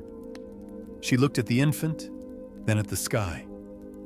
It had begun to clear, just a crack, a single blade of sunlight cutting through a slow-moving sheet of clouds. Enough to give shape to the hope already stirring. The water began to pull back by morning. Not quickly, but with the long exhale of a storm passing through. Mud clung to everything, but so did something else. Pride. In every footstep back toward routine, there was a new steadiness. At midday, Maria walked the lower road. She found three girls inspecting a downed signpost. They were arguing about whether to replant it deeper into the ground or move it higher on the ridge. She stopped, watched them, didn't interrupt. They were solving. She moved on. At the bend in the road, once the site of that harrowing first rescue, she found the old rope, still tied, still taut. The knots had held through another flood. The frayed ends fluttered slightly in the post-storm wind, like fingers waving back at the water. Maria leaned forward and touched it, not to test it, to thank it. Javier found her there later. "Do we take it down now?" he asked. She looked at him. "No," she said. "We leave it up, not because we're afraid, but because it's ours now." They walked home through silence and light, and all around them, from doorway to field, from schoolyard to riverbank, stories were being lived, not shouted, not dramatized, but carried quietly in mud-stained boots and hands that knew how to tie firm knots. Maria didn't need to be named in them anymore. She had become part of the landscape, part of what the village knew how to be. The flood had passed, but the memory of it, this one and the one before, clung to the walls like a shadow that shifted with the light. It wasn't a fear anymore, not quite. It had softened into something else, a form of reverence. There was power in the river, yes, but now there was equal power in the people who lived beside it. In the days that followed the second flood, no one waited for officials to arrive. No one waited for permits or supplies from the city. Instead, people picked up their brooms, their shovels, and began the slow work of reclaiming their space. Maria worked, as always, quietly and early. She helped clear the community well, removing leaves and river silt. Then she moved on to the chapel, where the rain had stained the walls and swollen the floorboards. But it wasn't the labor that moved her. It was what she heard between the sound of tools and the rustle of cloth wrung dry. The songs, not loud or rehearsed, just a hum here, a line there. Women singing to themselves as they worked. Children repeating rhymes they'd heard during the rope lessons. Even the old man who rarely spoke anymore was seen tapping a steady rhythm against a crate. It was, Maria realized, the sound of a village exhaling. That week, she received 3 visitors, each from villages further afield. The first was a woman with sunburned cheeks and cracked fingernails. She said simply, "We lost someone last season. I won't let it happen again. Will you teach me?" Maria nodded. The second was a teacher who brought with him 3 curious boys. They asked questions before they even crossed the threshold. What's the fastest knot? What if the person is heavier than the rescuer? Can you make a floating line? Maria answered each in turn, not because she had to, but because they were ready to listen. The third visitor was different. She wore clean clothes, spoke with careful politeness, and introduced herself as a regional coordinator of disaster response. She brought a clipboard, a branded hat, and the kind of smile that tries not to look surprised.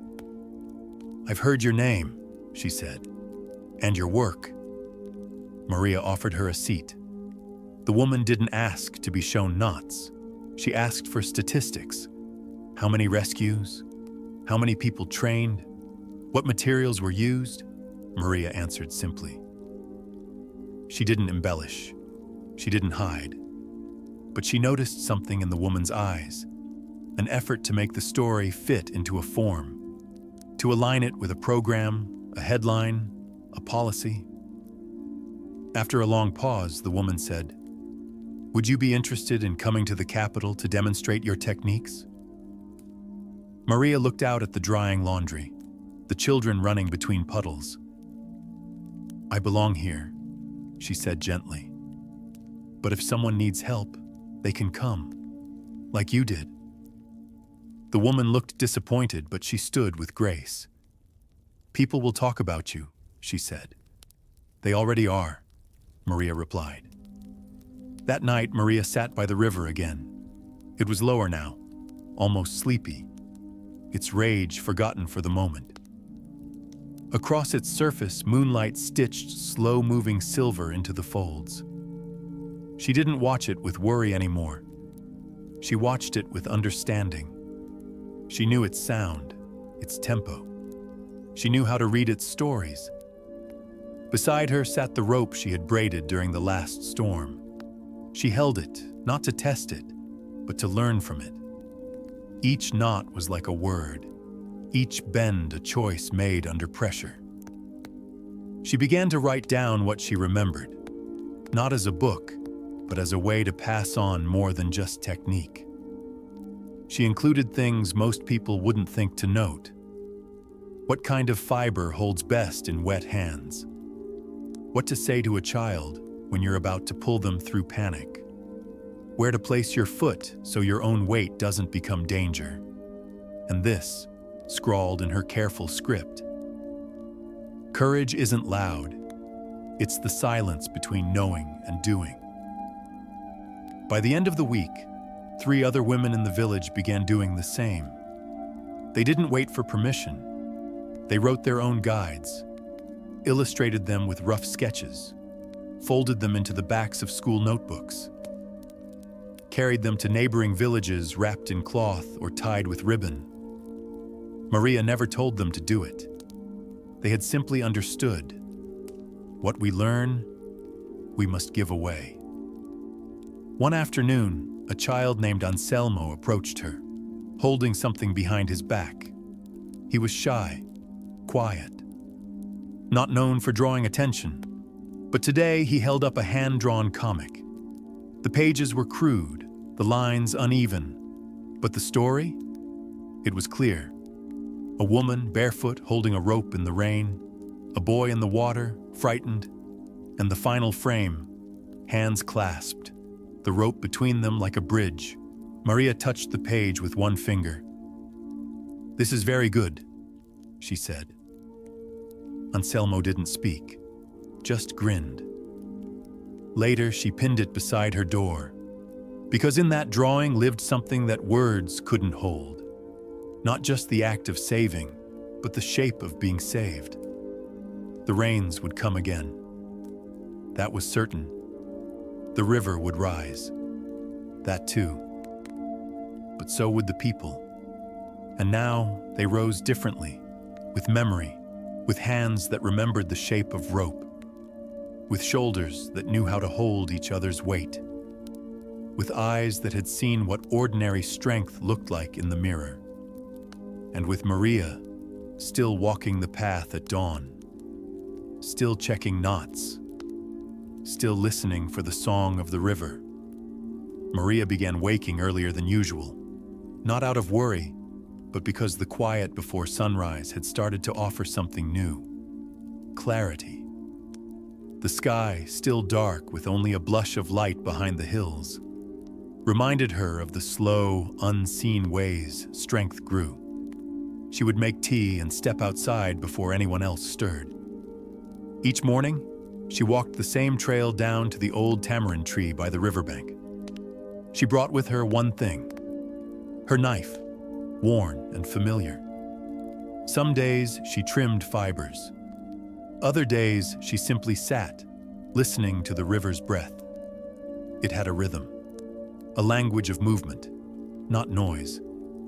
And over time, Maria found herself understanding it the way one learns to recognize the tone of a friend.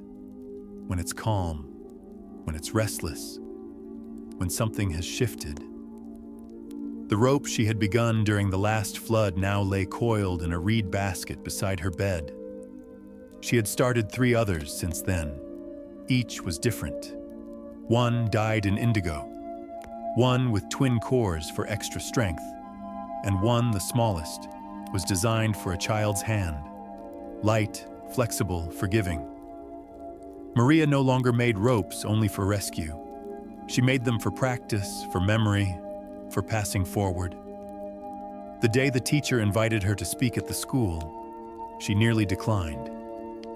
"It's just a few students," he said. "They want to know how you do what you do." She hesitated, not from fear, but because she had never stood in front of a room to talk. She was a maker, not a speaker, but the children gathered on the floor, cross-legged and expectant, changed something. She began by holding up a knot. "Can anyone tell me what this is?" A few hands shot up. "Rope," one said. "A loop," another guessed. "A lasso," a third chimed in. She smiled gently. "It's trust." They paused. She continued. "This knot only works if each strand pulls in the right way. Too tight, it breaks. Too loose, it slips. But just enough. And it holds the weight of a person's life." Their eyes grew wide. She didn't speak long. 10 minutes, maybe. But when she left, one girl followed her to the door. "My brother wants to learn," she said.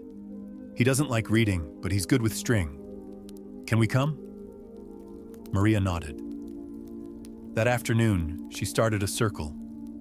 Nothing official, just a mat under the tree near her home. A few knots, a few curious hands.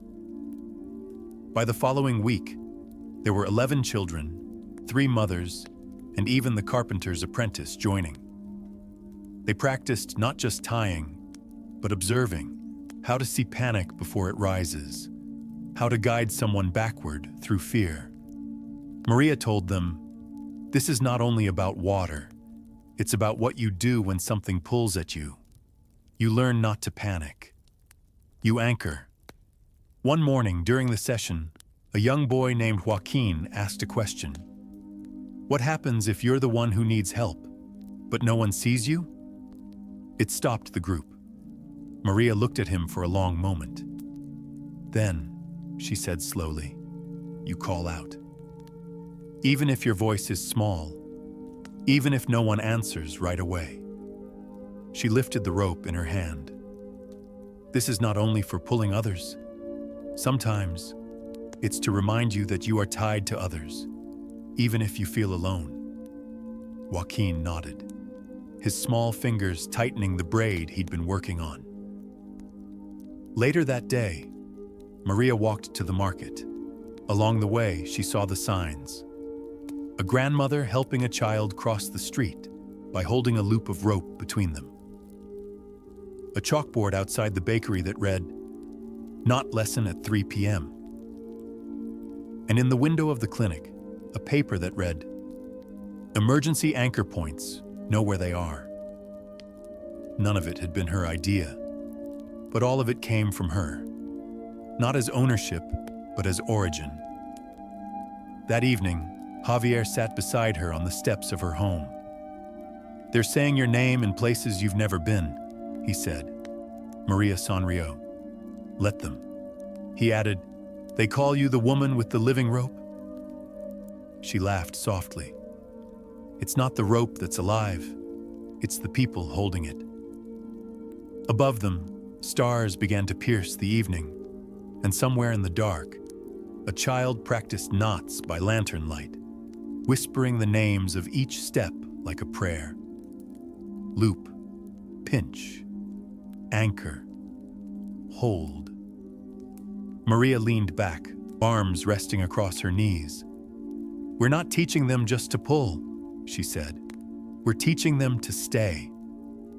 The night was still, but something moved through it, like a current.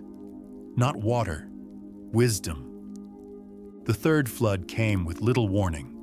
No thunderstorm swept in from the mountains. No long, sighing buildup like the season before.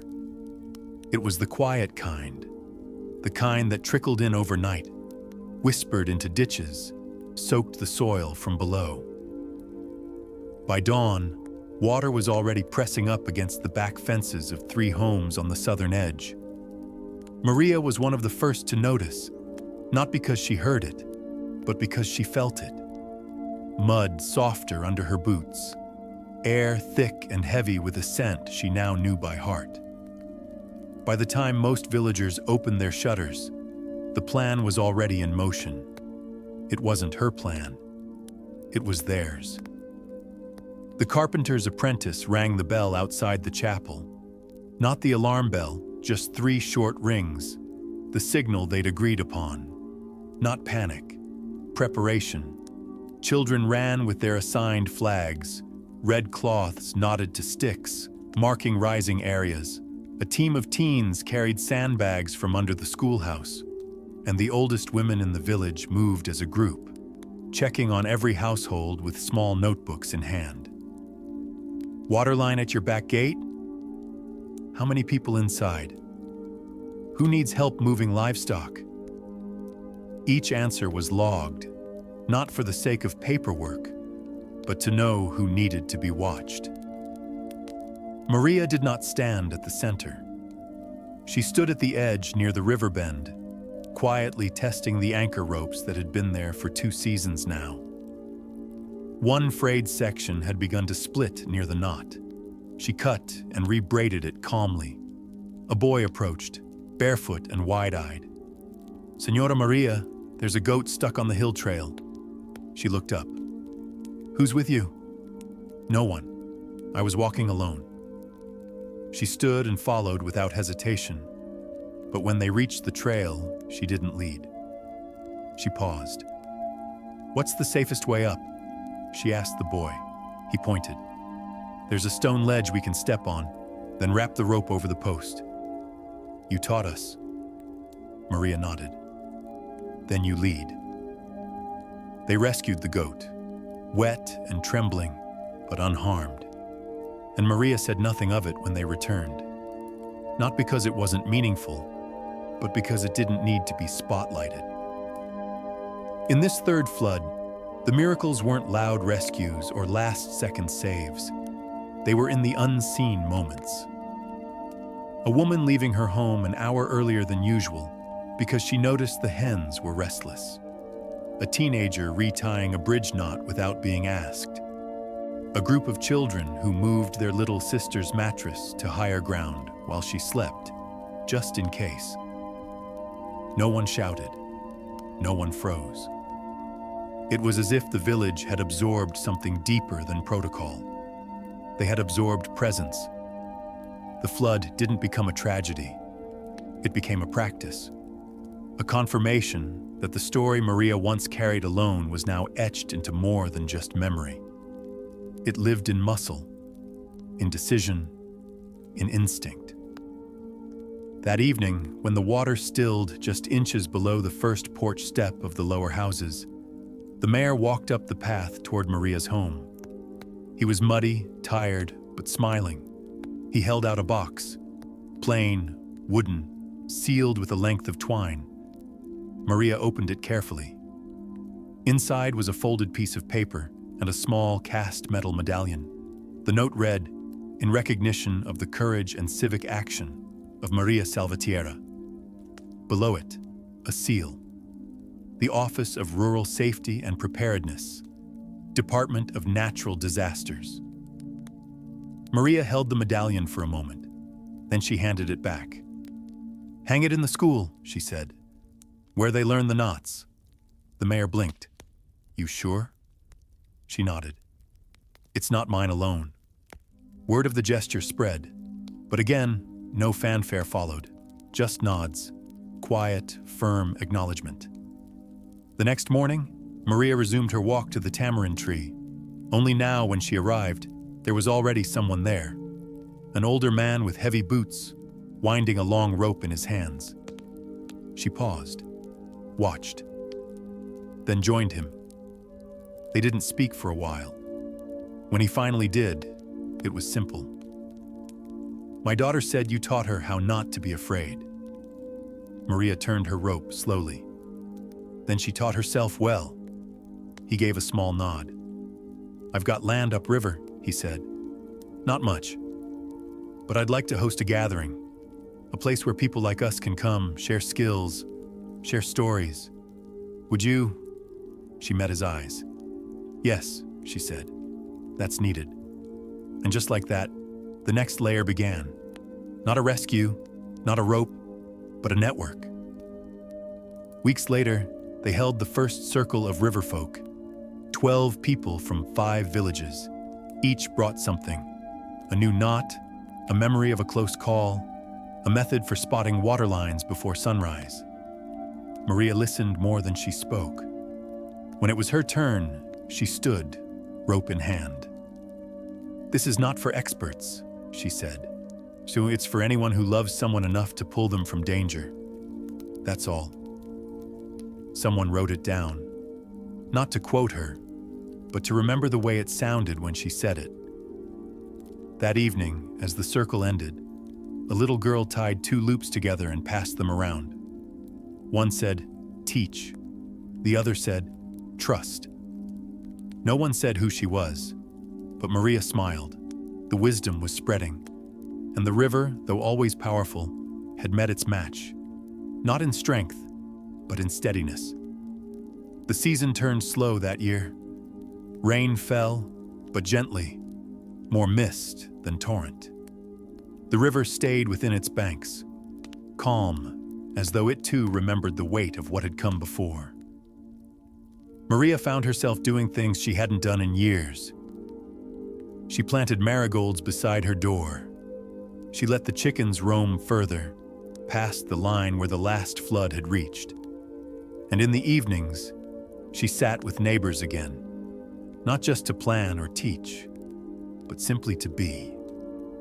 In one of those evenings, she shared coffee with Isadora, a woman from the next village over who had become something like a sister in this quiet revolution of rope and readiness. They sat watching the clouds turn peach and violet, and Isadora said, "I think we've built something real." Maria nodded. "Yes, but it's still fragile." Isadora looked at her. "You always say that. Because it's true. All things worth having begin fragile." She wasn't being pessimistic. She was remembering how quickly calm could give way to current, how easily confidence turned to assumption. So she stayed vigilant. But she also allowed herself, for the first time, to celebrate. Not loudly, not with banners or speeches, but with gestures. She began making small rope bracelets, simple 3-strand braids, fastened with the smallest of knots. She gave them to the children who had stayed through the lessons, to the women who still came to help clean and reinforce anchor posts before the rains. Each one was unique, not because she planned them that way, but because her hands wove each with the memory of the person in mind. One day, Javier came to visit. His knee still clicked when he walked, but he carried himself lighter now. "Do you remember that night?" he asked as he sat down. Maria didn't ask which one. She just nodded. He looked out toward the water. I dream about it sometimes. Not the fear part, the part when you threw that rope. She stayed quiet. I wasn't sure you'd reach me. I wasn't either, she admitted. He turned to her. But you threw it anyway. Maria sonrió débilmente. That's what the rope is for. They sat in silence after that. The kind of silence that doesn't need filling. Later that week, a letter arrived. Unusual in a village where most news traveled mouth to mouth. It was from a woman in the northern highlands, near Potosi. She had heard, through an aid worker, about the woman with the rope. Her community, perched on a steep slope, had no training, no tools, and had lost 3 people last year to landslides and runoff. The letter was brief, but full of quiet urgency. We don't need lectures. We need hands. Would you come? Maria stared at it for a long time. She had always stayed close to the river. That was her world. But maybe now it was time to stretch further. She packed lightly. Rope, knife, a worn notebook, a small satchel of seeds, because she always brought something to leave behind. Javier offered to walk with her part of the way. They passed the fields, now green again, and the schoolhouse where a child's chalk diagram of rescue knots still covered half a blackboard. When they reached the foot of the hill, Maria turned to him. You don't have to wait, she said. He grinned. I'm not waiting. I'm watching you go. There's a difference. She touched his shoulder, then began the climb. What she found at the top was not what she expected. The village was small, barely a dozen homes. The people were kind but weary, worn down by years of being seen last, if at all. Their soil cracked, their water slow, their fear buried under years of resignation. But they still had questions. What can we use if we have no good rope? How do we make a harness from clothing? What if the ground gives way beneath us? Maria answered what she could, but more than that, she asked to see the place. She walked the cliffs, watched how the wind moved through the grass. She felt the soil between her fingers, looked at how children played near the slope edge, and then she sat. For a long time, rope in hand, they came to her slowly, and she taught. One knot, one gesture, one silent, steady loop at a time. It wasn't like back home. Here, fear hadn't yet met hope. But Maria had learned that bravery doesn't begin in strength. It begins in repetition. So she stayed. For 3 weeks. When she left, they gave her a small pouch of powdered clay. Earth from their own hill. Mix it with your soil, they said. Let it grow something new. She didn't cry, but her voice caught when she said goodbye. Back in her village, nothing had changed, but everything had. Because now, the story stretched further than the bend of the river. Maria placed the clay in her garden, just a little, mixed it gently with the soil near the marigolds. And that night, she wrote in her notebook, a knot holds even when unseen. A story, too. The rains arrived early that year, not with force, but with rhythm, day after day, soft drumming on tin roofs, soft gurgles through alleyways and gullies. The people weren't afraid this time. They were ready, in ways they hadn't even noticed they'd become. The anchor points were checked as part of daily errands. The children knew the shallow paths, and even elders began walking with light rope loops tied discreetly at their waists, just in case. And Maria? She'd started weaving again, not just ropes now, but longer cords meant for load-bearing slings, wraps for water jugs, even hammock knots for rest. She said it helped her think. One evening, as the river rose just enough to be noticed but not feared, a young woman named Clara knocked on her door. Clara was new to the village, from a mining town far to the east. She spoke softly, with the kind of humility that carried weight. "I've heard the stories," she said, "but I want to see. Can I learn?" Maria studied her for a moment.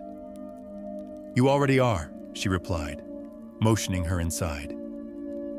Over cups of cinnamon tea, Clara listened. Not to grand tales, but to the details. How Maria could tell if a rope had held too long in the sun, how to splice fibers midstream, how silence sometimes told more than shouting ever could. "What made you do it?" Clara asked finally. "That night, with no jacket, no one else out there." Maria didn't answer right away. She pulled a coil of rope from under the table, the original one, the rope from the flood. It was worn now, stained, its fibers puffed from water and time.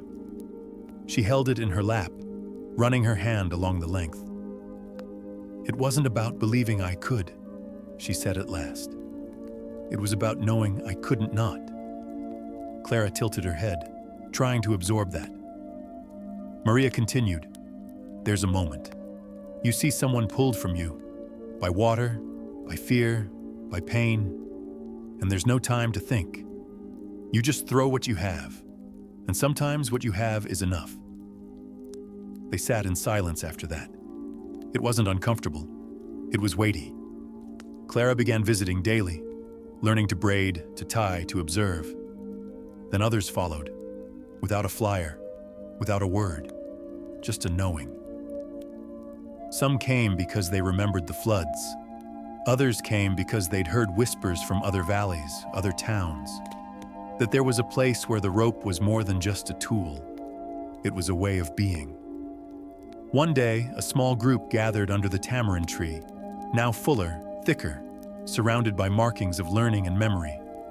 A boy, barely 10, asked Maria, "What happens if I fail? If I drop the rope?" Maria smiled, kneeling beside him. "You won't be alone." "But what if no one sees?" "Then yell," she said softly, "and someone will hear, because you are part of something now. We don't drop each other." The boy nodded, fingers wrapping around the loop, testing its weight. On her walks, Maria began noticing something different. Not just signs of preparation, but signs of passing on. A mother braiding a strap into her daughter's backpack, humming softly as she did. A teen showing his younger brother how to test an anchor point in a low tree. Even the school teacher had replaced his classroom poster of historical battles with one labeled "Knots of Trust," drawn by students.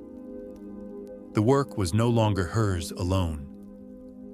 And one night, sitting by her window, she wept. Not from sorrow, but from the strange tenderness of witnessing your legacy unfold without needing your hands. That same week, a letter came from the south, from a valley where landslides had stripped the soil bare. It was signed by a woman named Esperanza. "I've heard of the woman who doesn't fear the river," it read. "We have hills that fall like water. We need someone who can show us how to hold." Maria folded the letter slowly. She didn't say yes right away. Instead, she walked to the tamarind tree, now a sacred place, and tied a small knot at its base. Then she whispered, "If it's time, let me feel ready." 2 days later, Clara approached her with a map, hand-drawn, delicate, carefully annotated. "I've been there," she said. "I'll go with you." Maria didn't ask how she knew. She simply smiled. "Then pack light," she said, "but bring rope." They left at dawn, their silhouettes small against the rising sky. The path south was long, the hills treacherous, but Maria no longer walked alone. And when they arrived, when they stepped into that dry, trembling land, she did not stand at the center. She sat and waited until someone said, "Will you teach us?" She answered as she always did, "I will learn with you first." And then she reached into her bag, pulled out a loop and handed it forward. A knot, a name, a beginning. The wind carried warmth now. Even as the seasons shifted again, even as the river rose and fell in its usual rhythm, there was a new kind of stillness beneath the surface. A stillness not of inaction, but of knowing. In the hills to the south, the gathering had grown. Maria stayed only long enough to share what she could, then left Clara behind to continue. Clara was ready, her voice steady, her knots clean. Maria returned home slower than usual. She stopped in places she'd once passed without thought. The bend in the road where she'd first spotted the raft, drifting. The flattened grass where her hands had once bled into the rope. The tamarind tree, of course, its roots now surrounded by small carvings and tokens left by passing visitors. But more than the places, she noticed the people. They no longer looked at her like a miracle. They looked at her like someone who had done what anyone might, given the choice, given the courage. And that was the real miracle.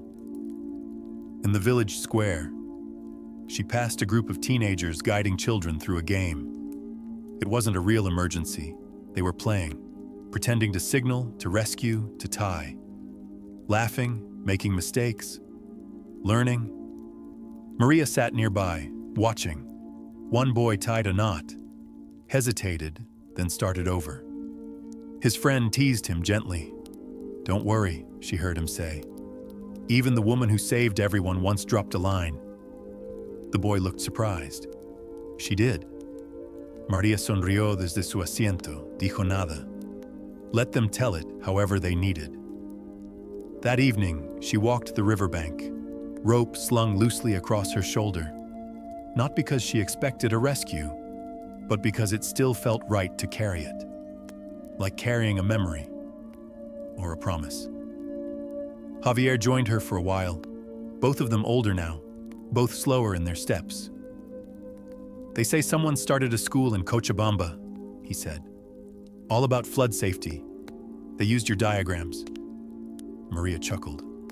"I drew those on paper scraps." He shrugged. "Doesn't matter. They made it into something." She nodded. "It's never about the paper." The light dimmed around them, soft gold folding into dusk. "What do you want now?" he asked gently. Maria looked at the water. To plant, to rest, to know they can pull each other up without waiting for me. She paused. "But also, if the rope calls, I'll answer." And she meant it. Even in stillness, the rope was never far. Back home, a small package waited on her doorstep. No sender listed. Inside was a child's drawing, thick crayon lines showing a woman with a rope, standing beside 6 smaller stick figures, each smiling, each safe. At the bottom, "Gracias." She folded the paper carefully, tucked it in the same box where she kept her first knife, her oldest rope, her water-damaged journal.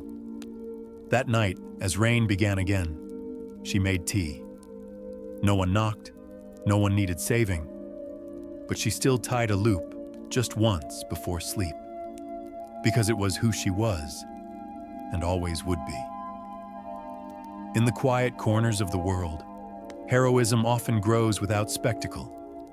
It moves through muddy water, through hands that braid fiber in silence, through women like Maria Salvatierra, whose courage didn't come from noise or command, but from presence. She didn't seek to be known. She simply couldn't look away, and in that, she gave others permission to act, not because they were certain, but because they were needed. The rope she threw that night became more than a lifeline. It became a symbol of care over panic, of action over waiting, of one person becoming many. From her riverbank to distant hillsides, from classrooms to camps, Maria's story braided itself into others. And the knot holds. It always will.